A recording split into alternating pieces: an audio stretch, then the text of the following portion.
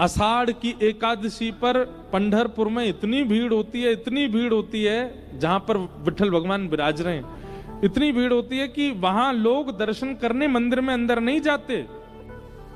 ऐसा कहते हैं आषाढ़ की एकादशी को पंडरीनाथ भगवान ध्वजा में आ जाते हैं, तो मंदिर की ध्वजा का ही दर्शन करते हैं सब, मंदिर के अंदर तो सीमित लोग जाते हैं। आषाढ़ की एकादशी को जनाबाई अपने माता पिता के साथ पंढरपुर आ गए और उस भरे भीड़ में जनाबाई खो गई। स्वाभाविक रूप से क्या होता है कि जब व्यक्ति कहीं भीड़ में खो जाता है तो रोता है, लेकिन जनाबाई नाच रही थी। क्यों? जनाबाई नाच रही थी, आनंदित हो रही थी, बोले अच्छा हुआ, अब मैं इन संतों के पास ही रहूंगी, इन भक्तों के पास ही रहूंगी, पंढरपुर में ही रहूंगी, विठल के पास ही रहूंगी। ऐसी जनाबाई। माता पिता बिछुड़ गए, जनाबाई दूर हो गई, छोटी सी थी। चंद्रभागा नदी है पंढरपुर में, वहां जाकर के जनाबाई बैठ गई। प्रयास किया पंडरीनाथ भगवान का दर्शन हो जाए, पर इतनी भीड़ कि 4 दिन तक जनाबाई को ठाकुर जी के दर्शन नहीं हुए।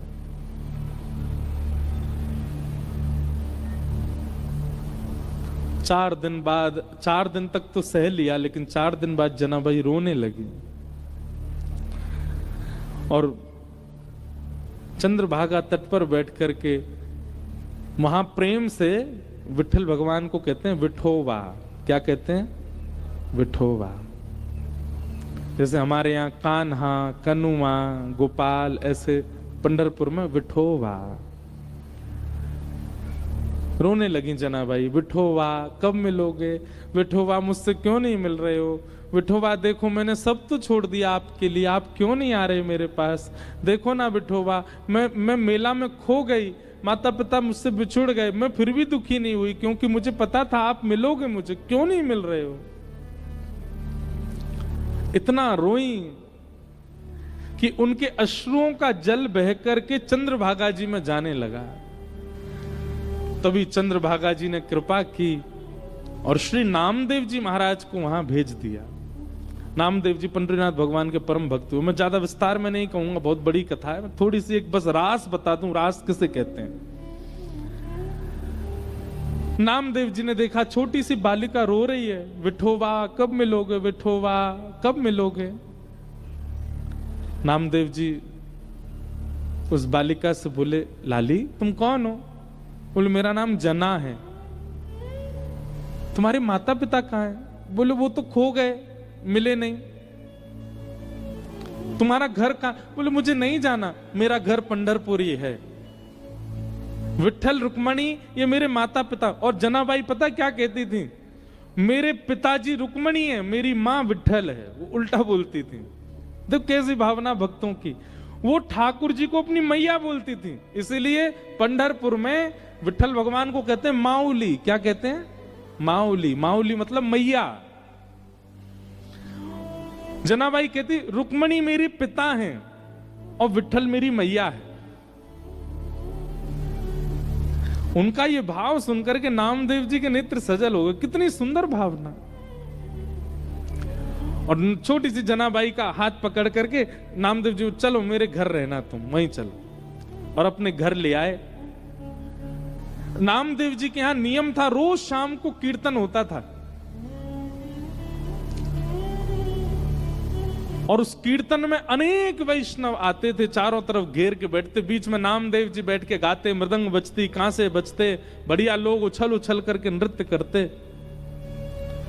लेकिन बहुत ध्यान से सुनिएगा, सबको कीर्तन दिख रहा था, सबको नृत्य दिख रहा था, सबको नामदेव जी गाते हुए दिख रहे थे, लेकिन दूर बैठी जनाबाई देख रही थी। तभी उसने क्या देखा? सुंदर पीतांबरी पहने, मत्स्याकृत कुंडल धारण किए, सुंदर मुकुट धारण है, कमल जैसे नेत्र हैं और अपने कमर पर हाथ धर करके नाचते हुए नृत्य करते हुए श्री पंडरीनाथ आ रहे हैं और बीच कीर्तन में उछल उछल करके पंडरीनाथ नृत्य कर रहे हैं। जनाबाई ने जैसे पंडरीनाथ को देखा दौड़ करके भीड़ के बीच में गई। ठाकुर जी उछल उछल के नाच रहे थे। जनाबाई सबको कहती, अरे देखो विठल नाच रहे हैं, देखो विठोबा नाच रहे हैं। अब छोटी बच्ची जान के सब बोले हाँ नाच रहे हैं नाच रहे हैं, पर दिख किसको नहीं रहे थे।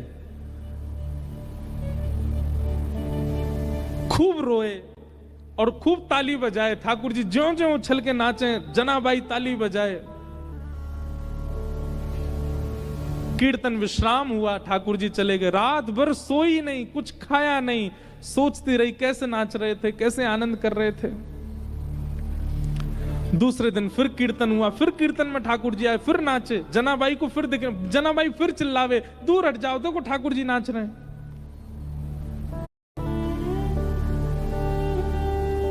4 दिन 5 दिन रोज ठाकुर जी जनाबाई को दिखे। नामदेव जी जनाबाई से बोले, हे जना तू मंदिर क्यों नहीं जाती दर्शन करने? तो जनाबाई कहती, मैं क्यों जाऊं, वो जाते हैं मंदिर जिनको ठाकुर जी मंदिर में दिखते हैं, मुझे तो यहीं दिख जाते हैं। आप जब कीर्तन करते हो वो यहीं आते हैं, मैं तो यहीं देख लेती हूं उनको, मैं क्यों जाऊं मंदिर? नामदेव जी बोले, इस बालिका में कुछ तो है, इसको सच में दिखते हैं पंडरीनाथ। एकादशी का दिन आया। एकादशी को लाखों की तादाद में लोग जाते हैं वहां दर्शन करने। आज सुबह से इतनी भीड़ थी, जना बार बार सोच रही है आज पंडरीनाथ पता नहीं आएंगे कि नहीं, आज इतनी भीड़ है, आज पता नहीं कीर्तन में आएंगे कि नहीं, इतने वैष्णव आए हैं, हो सकता है नहीं आवे। बहुत व्याकुल थी, घबराहट हो रही थी जना को। जैसे ही कीर्तन प्रारंभ किया नामदेव जी ने, बहुत देर हो गई ठाकुर जी नहीं आए। जना बोली, मुझे पता था आज नहीं आएंगे, बहुत भीड़ होगी। आज पहली बार जना ने मन बनाया मैं मंदिर में जाके दर्शन कर आऊं, वो नहीं आ पाए तो मैं चली जाऊं। और जैसे ही जना अपने स्थान से खड़ी हुई, तभी क्या देखती है, कस्तूरी की सुगंधी आने लगी। जना ने नेत्र खोल के घुमा के देखा तो ठाकुर जी उछलते उछलते आ रहे थे, नृत्य करते हुए आ गए कीर्तन में और फिर से नृत्य करने लगे। जना इतनी प्रसन्न हो गई, मेरे लिए ठाकुर जी आ गए। लेकिन पहले जितना रो रही थी उससे अधिक रोने लगी। क्यों? बोले, आज एकादशी है, सुबेरे के भोर के 4 बजे ब्रह्म मुहूर्त से पंडरीनाथ खड़े रहे होंगे, इतने लोगों ने इनको प्रणाम किया होगा, ये बैठे भी नहीं होंगे। एकादशी के दिन ठाकुर जी का एक क्षण के लिए भी कपाट बंद नहीं होता, इतने भीड़ होती है कि खड़े ही रहते हैं ठाकुर जी दर्शन देने के लिए। जना बोली, आज ये इतने श्रमित हैं और श्रमित होने के बाद इतनी जोर जोर से यहां नाच रहे हैं, इनके पैरों में पीड़ा हो रही होगी। तो जनाबाई क्या करती, नामदेव जी धीमे कर दो गति कीर्तन की, क्यों आप जोर से गाओगे ठाकुर जी बहुत जोर से उछलते हैं, फिर आप गति धीमी कर दो, आप गति शांत कर दो। अब उनकी कौन सुने, वो तो छोटी बालिका। और तेज होने लगा और तेज, जनाबाई तो बिखर गई, अरे धीमे करो कीर्तन, पंडरीनाथ को कष्ट हो रहा होगा। लेकिन छोटी बालिका मान करके सबने उठा के किनारे बैठा दिया, सब अपने कीर्तन में नाचने लगे। थोड़ी देर बाद जब कीर्तन विश्राम हुआ, आज जना की रुदन में हुंकरियां आने लगी, श्वास रुकने लगी बार बार, और बार बार हृदय पे हाथ रख के बोले, अरे कोई पुजारियों से जाके बोल दो कोई लेप लगा दें, कोई पुजारियों से जाके बोल दो अब मंदिर बंद कर दें, मेरे विठल को, मेरे विठोबा को बहुत पीड़ा हो रही होगी, कोई उनके चरण दबा देना, घी की मालिश कर देना।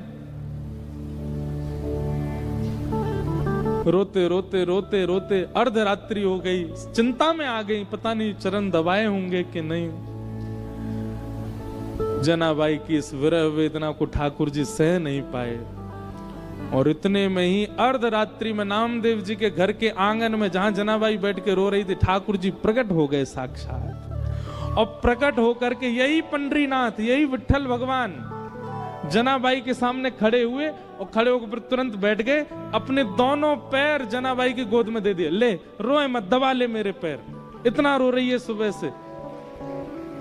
जनाबाई रुको, मैं घी वो भी लेके आया हूं, ले घी लगा पामन में, इत्र लेके वो भी लेके आया हूं अपने संग, अपने आप ही व्यवस्था लेके आए सारी।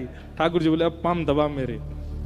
और जनाबाई घी लगा रही है, उस पर इत्र लगा रही है, ठाकुर जी के कोमल कोमल चरणों को अपने हाथों से दबा रही है। लक्ष्मी जी कह रही है जो सौभाग्य मुझको नहीं है वो इस जना को प्राप्त हो रहा है। इसे कहते हैं रास। क्या कहते हैं? रास। ये रास है।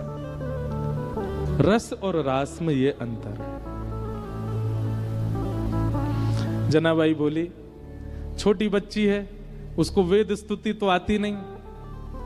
आपने कुछ खाया? ठाकुर कल क्या खाया था आपने? ठाकुर जी बोले दाल चावल खाए, पूरन पोली खाई। अच्छा, परसों क्या खाया था? ठाकुर जी बोले दाल चावल खाए, पूरन पोली खाई। बोले रोज एक ही खाते हो आप? ठाकुर जी बोले मंदिरों में यही है, एक ही नियम है, वही बनता है, हर रोज वही पाते हैं हम, उसके अलावा। बोले आपका मन नहीं भरता इससे? बोले भर जाता है, पर क्या करें, ठीक है जैसे सब पवाएं, बढ़िया। तो जनाबाई बोली आपकी आज्ञा हो तो मैं बनाऊं कुछ अलग, कुछ नया आपको पवाऊं। ठाकुर जी बोले अर्धरात्रि को? बोले हाँ मैं बना दूंगी, मुझे अच्छा बनाना आता है। अब सोचो, ये चिंतन की बात है। आधी रात है, सब सो रहे हैं नामदेव जी के घर में, और चूल्हा उठा करके जनाबाई बीच में रख रही है। लकड़ी उठा के ठाकुर जी ला रहे हैं जलाने के लिए। ठाकुर जी लकड़ी लगा रहे हैं, जनाबाई कह रही है फूंकनी से फूंक मारो तो बढ़ेगी वो। ठाकुर जी फूंक मार रहे हैं। मां पतीला रखा है, बिठोवा लेके आओ, तो ठाकुर जी लेके आए। जनाबाई धो रही है, दोनों मिलकर के प्रसादी बना रहे हैं। जनाबाई बैठ गई, छोटे छोटे हाथों से छोटी छोटी रोटी बना रही है, रोटी बना के रखती है। ठाकुर जी के लिए दाल बनाई, कढ़ी बनाई, जो नए नए कुछ सामग्री बनाई, परोस दी सामने। ठाकुर जी को पवाने लगे। इतने प्रेम से ठाकुर जी पाते। और जगह तो मना करते हैं, नहीं बस हो गया। ए जना तू थक तो नहीं गई? नहीं थकी, एक और बना दे, हाँ पवा दे। ऐसे जना के साथ आनंद करते ठाकुर। जनाबाई की स्थिति ऐसी हो गई थी, एक बार जब जनाबाई की उम्र हो गई, बड़ी हो गई जनाबाई, तो कबीर दास ने जनाबाई के बारे में सुना। बोले महाराष्ट्र में एक परम भक्ता है जनाबाई। तो कबीर दास दर्शन करने के लिए गए। तभी किसी से पूछा जनाबाई कहां? बोले आगे वाली गली में घर है उनका, मिल लीजिए। कबीर दास जैसे गए तो वहां पे महाराज भीड़ लगी थी, लड़ाई हो रही थी। दो माताएं एक दूसरे से लड़ रही थी। कबीर दास जी ने जाके पूछा भाई ये लड़ाई क्यों हो रही है? बोले अरे ये जो लड़ रही है ये इसका नाम है जनाबाई।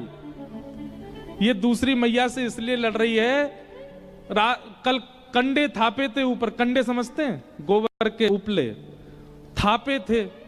अब उनको निकाल के ले जाने में अब ये जनाबाई कह रही है कि ये अपने कंडों के साथ मेरे कंडे भी ले गई है। अब लड़ाई इस बात की हो रही है कि वो सामने वाली कंडे दे रही है और जनाबाई कान से लगा करके फेंक देती है। बोली ये मेरा नहीं है, मेरा वाला दो। और बोले कंडे में भी मेरा तेरा क्या होता है? कबीरदास बोले कान से क्यों लगाती है? कबीरदास बोले ए जना सुनो, कंडे ही तो हैं गोबर के, कोई भी उठा ले, वो दे तो रही है सामने वाली, ले जाओ। बोले नहीं मेरे चाहिए। बोले तेरे उस पर कुछ लिखा है क्या? कुछ। बोले लिखा नहीं है। जिस कंडे को कान पे लगाने से विठोवा विठोवा विठोवा विठल विठल ध्वनि आने लगे, समझो वो मेरे हैं, बाकी सारे इसके। कबीरदास बैठ गए वहां पर।